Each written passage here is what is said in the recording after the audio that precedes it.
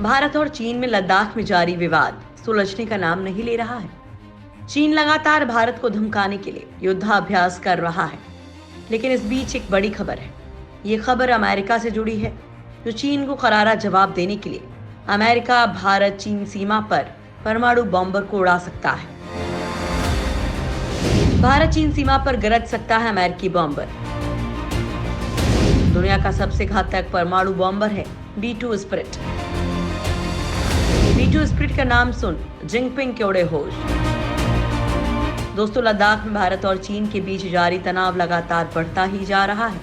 भारत और चीन दोनों ही देश अब इस इलाके में सर्दियों में भी तैनाती के लिए तैयारी कर रहे हैं। चीन भारत के साथ कई दौर की बातचीत के बाद भी पेंगोंग झील और देपसांग इलाके से हटने का नाम नहीं ले रहा है। ड्रैगन की इस दादागिरी के खिलाफ अब अमेरिका भारत के साथ आता दिख रहा है। अमेरिकी मीडिया रिपोर्ट्स में दावा किया गया है कि ड्रैगन को कड़ा संदेश देने के लिए अमेरिका भारत चीन सीमा पर अपने सबसे घातक परमाणु बॉम्बर B2 स्पिरिट को उड़ा सकता है। यह अमेरिकी बॉम्बर एक साथ 16 परमाणु बम ले जा सकता है। बेहद करीब तैनात है अमेरिकी परमाणु बॉम्बर। अमेरिकी पत्रिका द नेशनल इंटरेस्ट ने अपनी रिपोर्ट में कहा है कि आने वाले दिनों में यह अमेरिकी परमाणु बॉम्बर भारत के साथ जल्द ही फ्लाईओवर मिशन, युद्ध की तैयारियों और एक दूसरे की सुविधाओं के इस्तेमाल का बड़े पैमाने पर अभ्यास कर सकता है। खास बात यह है कि इस अभ्यास को भारत चीन सीमा पर अंजाम दिया जा सकता है। इस दौरान अमेरिकी बॉम्बर को चीन के एयर डिफेंस सिस्टम को परखने का मौका मिल सकता है। 3 B2 बम वर्षक विमान इस समय अमेरिकी नेवल बेस डियागो गार्सिया में तैनात हैं, जो भारत से मात्र 1000 मील की दूरी पर स्थित है। बड़ी बात यह है कि अमेरिका ने अफगानिस्तान युद्ध के दौरान इस डियागो गार्सिया नेवल बेस से अपने बम वर्षक विमानों को हमले के लिए भेजा था। कहीं भी हमला करने में सक्षम है ये बॉम्बर। ये विमान करीब 29 घंटे की यात्रा करके डियागो गार्सिया पहुंचे हैं। अमेरिकी वायुसेना के कमांडर कर्नल क्रिस्टोफर कोनत ने कहा है कि 29 घंटे की यात्रा दर्शाती है कि अमेरिका अपने दोस्तों और सहयोगियों की मदद के लिए बेहद घातक और लंबी दूरी तक किसी भी समय और कहीं भी हमला करने के लिए पूरी तरह से प्रतिबद्ध है। कमांडर कोनत के मुताबिक ये बॉम्बर टास्क फोर्स हमारी नेशनल डिफेंस स्ट्रेटेजी का हिस्सा है। अमेरिका हिंद महासागर में अपने दोस्तों और सहयोगियों के साथ रिश्तों को मजबूत करने के साथ साथ अपने हमला करने की धार को और ज्यादा तेज कर रहा है।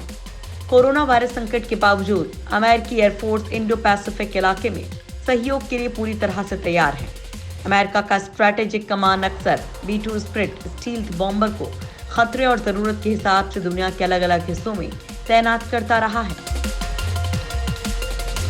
चीन की ताकत परखना चाहता है अमेरिका। खबर है कि अमेरिका चीन की बड़ी ताकत यानी कि उसके एयर डिफेंस सिस्टम को परखना चाह रहा है। माना जा रहा है कि चीन ने तनाव को देखते हुए भारत चीन सीमा पर रूस निर्मित S-400 और S-300 को तैनात कर रखा है।